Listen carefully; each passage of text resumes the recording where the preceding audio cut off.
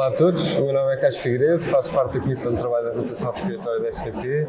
Estamos aqui em convite pela SPP e com o apoio da RAI-X para fazer uma live diretamente do Congresso da SPP sobre o intuito do Long Talks. E, de facto, neste sentido hoje, no seguimento das sessões da reabilitação respiratória que houve e centrando aqui na sessão organizada pela Comissão de Trabalho, tenho ao meu lado a professora Alda, que nos falou sobre o acesso à reabilitação respiratória, e a professora Liana, que nos falou uma parte mais sistematizada sobre os dispositivos que temos ao nosso dispor para utilizar na reabilitação respiratória. O objetivo disto é sinalizar aqui alguns pontos-chave que foram discutidos nesta sessão e começava por perguntar, por ordem, que já falei antes, quais é que são as 3 frases-chave de cada uma das vossas sessões, começando pela professora Alda. Ora, antes de mais, obrigada pelo convite à Comissão de Trabalho e à SPP para estar aqui presente a falar de um tema que me é muito caro. E respondendo já diretamente à sua pergunta, eu diria que a primeira frase é acesso. Aumentar o acesso. A segunda é aumentar o acesso. E a terceira é aumentar o acesso à reabilitação respiratória. E isto é propositado, é absolutamente urgente, premente, aumentar o acesso à reabilitação respiratória, uma intervenção vital, que em Portugal de facto tem um acesso muito, muito limitado, e a nossa preocupação major de cada um de nós, cidadão, profissional de saúde, sociedade em geral, é aumentar o acesso à reabilitação respiratória, sem dúvida nenhuma. Muito obrigado. Passando a palavra à professora Liana. Sim, muito obrigada também pelo convite à Comissão de Trabalho de Reabilitação Respiratória e parabéns pela organização destas sessões. Quando falamos dos dispositivos no apoio à reabilitação respiratória, é mesmo isto, é no apoio, portanto são coadjuvantes da reabilitação respiratória e o objetivo deles é otimizar o doente para que ele esteja nas melhores condições para receber o tratamento complexo da intervenção da reabilitação respiratória. Outra frase-chave é adequar, portanto, conhecer bem o doente, conhecer bem o fenótipo. O que é que estamos a falar? É um produtor de expectoração, tem uma tosse eficaz, tem necessidade de treino dos músculos inspiratórios, expiratórios. Que tipo de doente é que estamos a falar? Pós-operatório, risco de atelectasias, e adequar então o dispositivo à pessoa que temos e não, por vezes podemos cair no erro de se tivermos determinado dispositivo à nossa disposição, oferecê-lo e tentar adaptar, isso é um erro. Portanto, nós devemos focar-nos no doente, nas necessidades dele e então adequar o dispositivo à pessoa. Muito bem, muito obrigado às duas. Pegando pela palavra acesso, que acho que dentro de todos os tópicos é uma luta que tem que ser prioritária, sem dúvida, não é? Como é que nós podemos aumentar então esse acesso com que medidas que considera mais relevantes na sua opinião? O envolvimento dos cuidados de saúde primários é vital. Nós temos que ir ao encontro onde encontramos a maior parte dos doentes com doença respiratória crónica a serem seguidos, e é sem dúvida pela medicina geral e familiar. Portanto, ir para a comunidade, eu diria que é um primeiro passo que devemos abraçar, mas para isso é preciso equipas multidisciplinares e, portanto, a equipa tem que ter um médico, um enfermeiro e um fisioterapeuta, é a equipa mínima obrigatória, e isso é fundamental para que os doentes tenham um trabalho, a reabilitação respiratória interprofissional e multicomponente. Isto é uma área que eu diria que seria um investimento nacional importante, mas não é a única. Porquê? Porque depois é preciso manter os resultados da reabilitação respiratória e, portanto, é preciso depois trabalhar todos os programas de manutenção e aqui envolver a comunidade e os municípios, mais uma vez, parece-me aquilo que é fundamental. O nosso problema neste momento é dar acesso à reabilitação respiratória e, portanto, os cuidados de saúde têm que ser envolvidos. Este é o primeiro passo que eu diria, por onde começar. Ok, muito obrigado. Eu acrescentaria, plenamente de acordo, o que eu acrescentaria seria, no ponto de vista do referenciador, primeiro, não há dúvida absolutamente nenhuma de quais são os benefícios da reabilitação respiratória, não há dúvida absolutamente nenhuma de que todas as pessoas com doença respiratória crónica beneficiam de reabilitação respiratória. Aquilo que há dúvida é porque é que não temos então o acesso e a adesão à reabilitação respiratória, e aquilo que tenho percebido é que a referenciação é um problema. Então temos que abordar este problema. Nos cuidados primários, que de facto é fundamental que exista a reabilitação respiratória, uma das estratégias poderá ser, por exemplo, com a contratualização de indicadores, em que existe, às vezes passa só por um botão, e seja através de inteligência artificial ou não, mas um simples botão referenciar para a reabilitação respiratória, isto poderia mudar ou modificar muita coisa a nível do acesso, e também, não só nos médicos de família, mas também nos outras especialidades médicas que possam referenciar da mesma forma. Portanto, resumindo, acho que a consciencialização dos profissionais de saúde para a importância deste tratamento é crucial, e levar as pessoas a referenciar, dar conhecimento da existência destes programas, sejam eles quais forem, ou a tipologia de programa que for, mas acima de tudo trabalharmos no sentido da referenciação, que seja com indicadores nas USF, nos CRI, seja no que for, mas arranjarmos conjuntamente uma estratégia que aumente a referenciação para estes programas. Muito obrigado. Acho que, de facto, pegando na palavra acesso, a divulgação parece que é quase a mesma palavra, não é? E em termos da literacia em saúde, acho que é um grande chavão que tem que estar aqui em cima da mesa com todos os players da situação, mesmo da parte dos municípios, da comunidade, mesmo a parte das associações de doentes, não é? Acho que não se falou muito hoje sobre esse papel, mas acho que também pode ser importante, e chegarmos aos decisores políticos, não é? Porque isto tem que ser na base de divulgação e de implementação quase política, não é? Deste tipo de medidas de saúde básicas, que para nós são básicas, não é? Mas de facto está tão pouco disponível. Pegando um bocadinho da parte do acesso, quais é que são aqui o papel da parte das novas tecnologias e mesmo da parte da telereabilitação, que eu também sei que é um tema que a professora Alda muito tem estudado e tem analisado com muita atenção.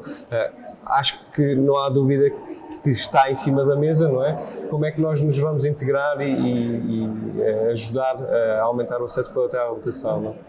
Eu acho que a telereabilitação é um modelo alternativo àquilo que é a reabilitação respiratória nos centros especializados, normalmente hospitalares, mas não têm de ser hospitalares, podem ser qualquer centro especializado, pode correr na comunidade também, mas que tenha recursos e pessoal treinado específico para a reabilitação respiratória. Os modelos alternativos podem ser comunitários, domiciliários, e a telesaúde envolve a telereabilitação, mas também as apps e os telefonemas, que são no fundo web-based, vamos dizer assim.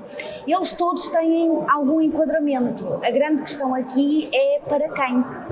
E portanto eu acho que eles fazem muito sentido, temos que investir mais, estudar mais, sem dúvida nenhuma. Eu sou uma grande defensora dos modelos alternativos, aliás estudo a comunidade há muitos anos e portanto sou uma grande defensora dos modelos alternativos, mas não acho que seja para todas as pessoas. Portanto, devemos estudar muito bem para o grupo de pessoas que queremos. Acrescentaria ainda mais para que fases de doenças é que nós queremos. Nós tivemos connosco hoje o Dr. João Silveira a falar também da reabilitação respiratória nos exacerbados, e a comunidade tem aqui um papel também muito importante, que é chegar aos doentes que estão em situação estável, num estadio ainda um bocadinho menos complexo, que normalmente os doentes são tratados na fase hospitalar, mas tem sobretudo um papel muito importante em mais de 80% dos nossos doentes que exacerbam com critério de não admissão hospitalar. Portanto, eles têm uma exacerbação e são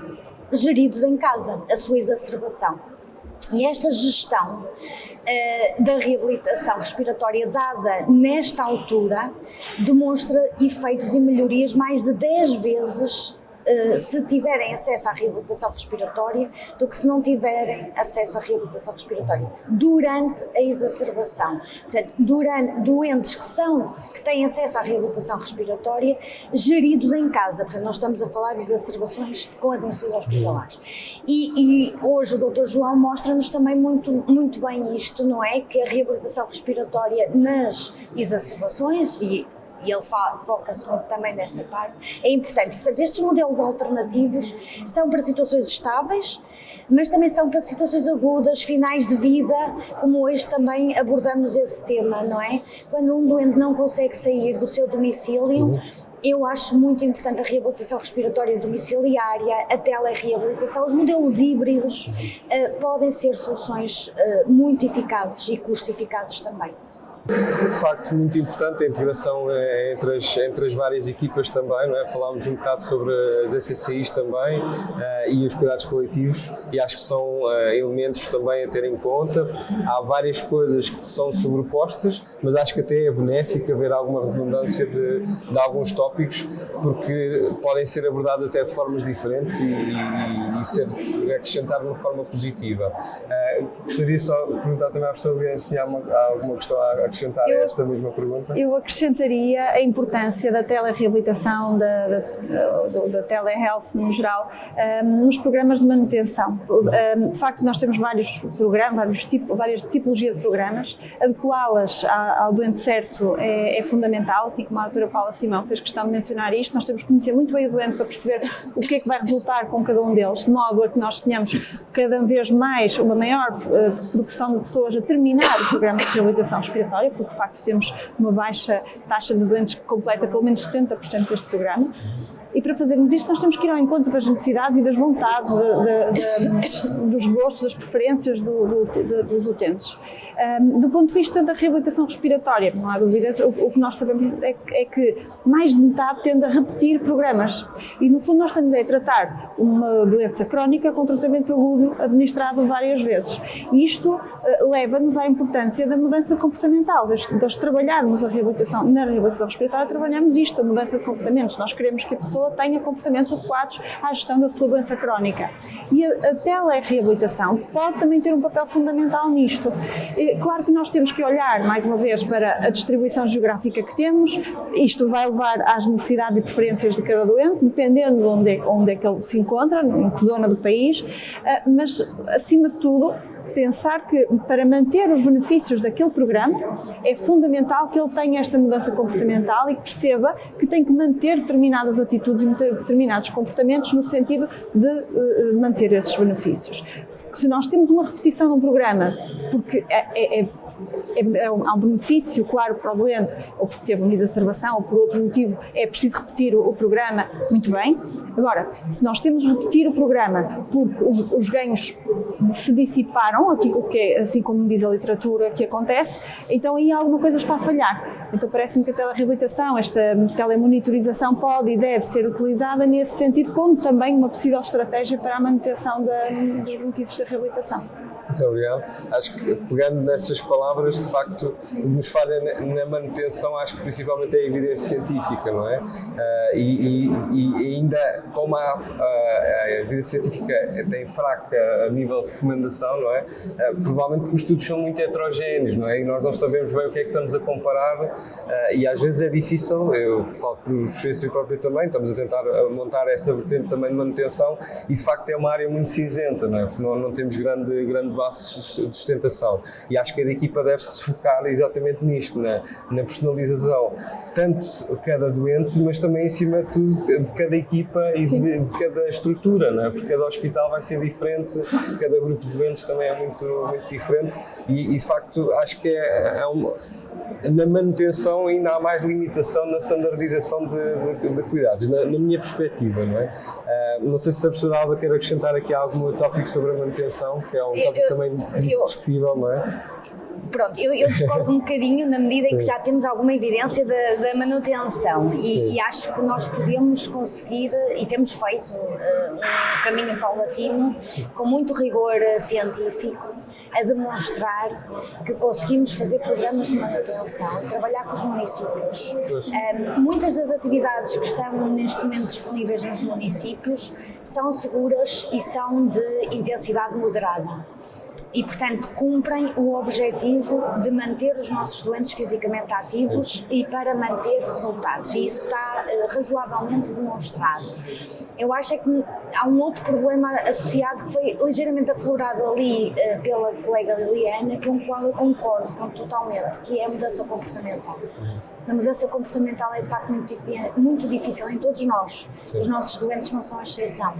E, portanto, eu acho que essa nossa estrutura na reabilitação pode ajudar-nos a ser um pequeno passo na mudança comportamental, mas depois há um caminho que eles também têm que percorrer e as estratégias de manutenção podem fazer a continuação, a extensão do nosso braço, como eu costumo dizer, podem ser essa ponte para continuar um trabalho que sabemos que ao longo de muito tempo, a mudança comportamental decorre ao longo de muito tempo.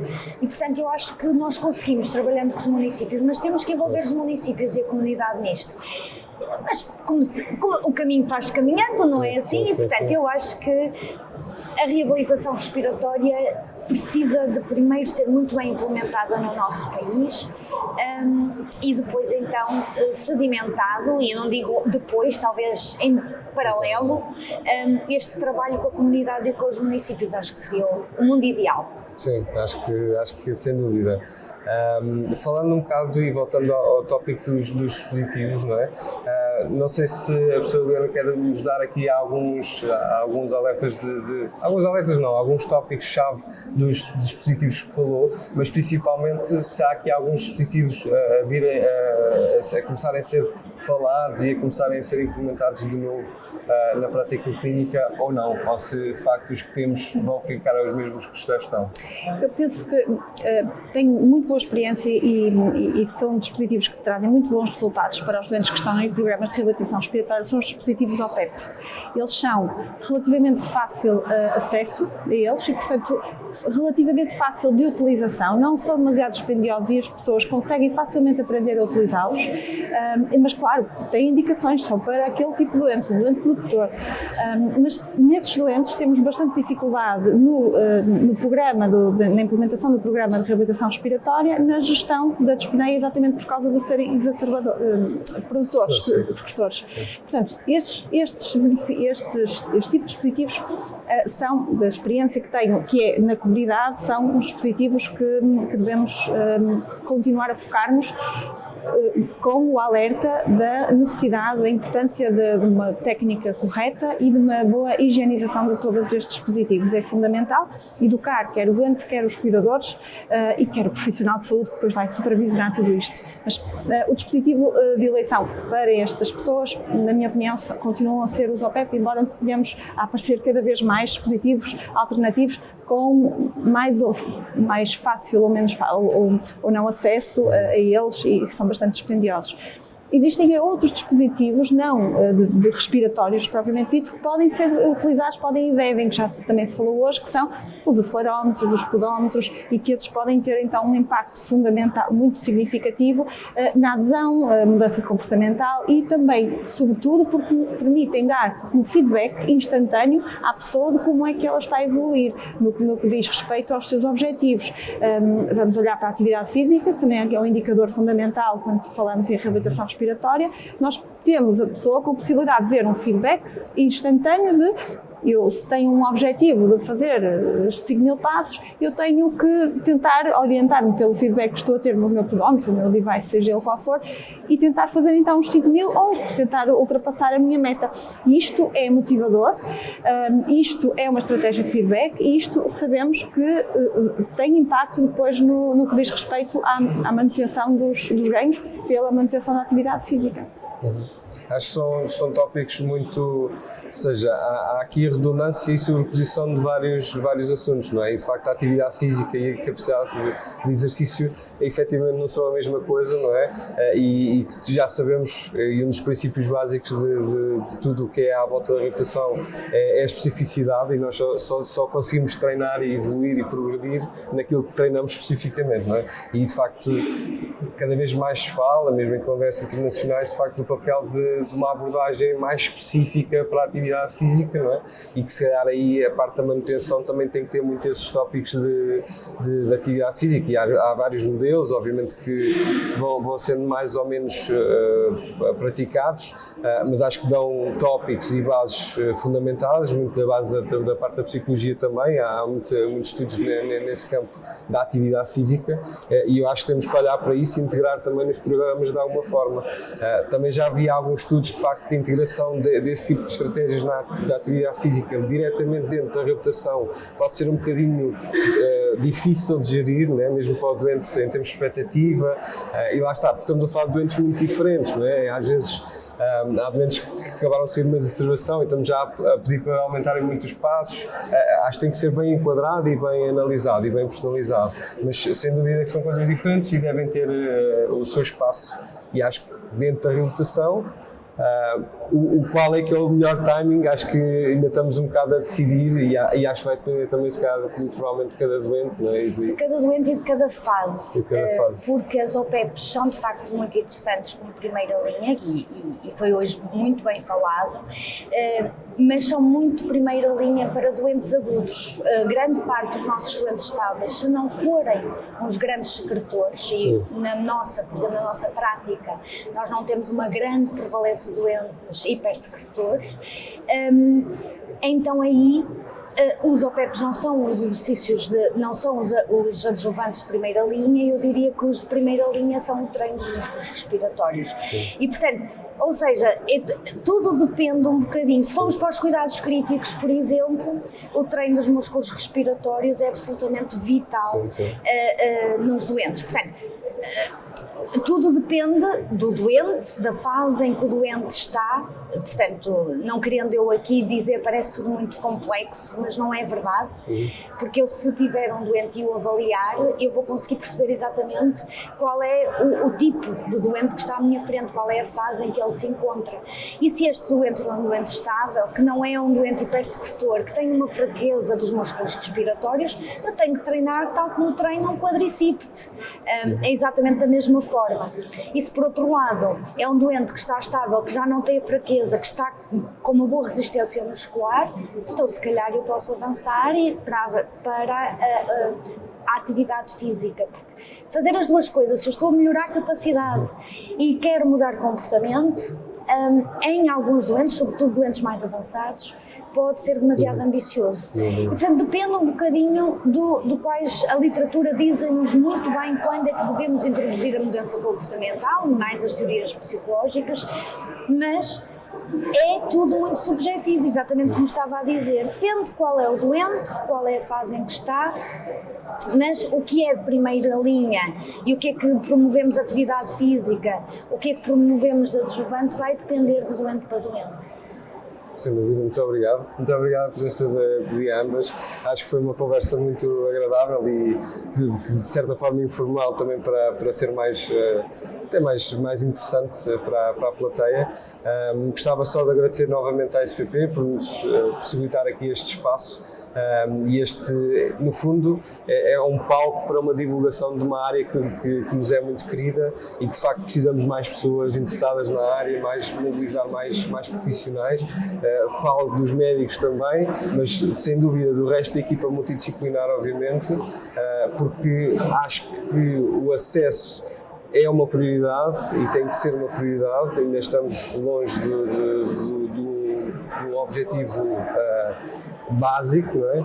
E de facto explicar que a evidência é mais do que evidente, não é?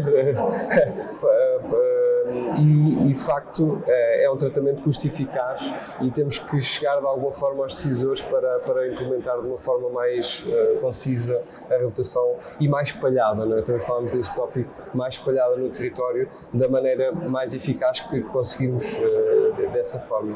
Pronto, e agradecer a ambas pela presença. Muito obrigada. Muito obrigada.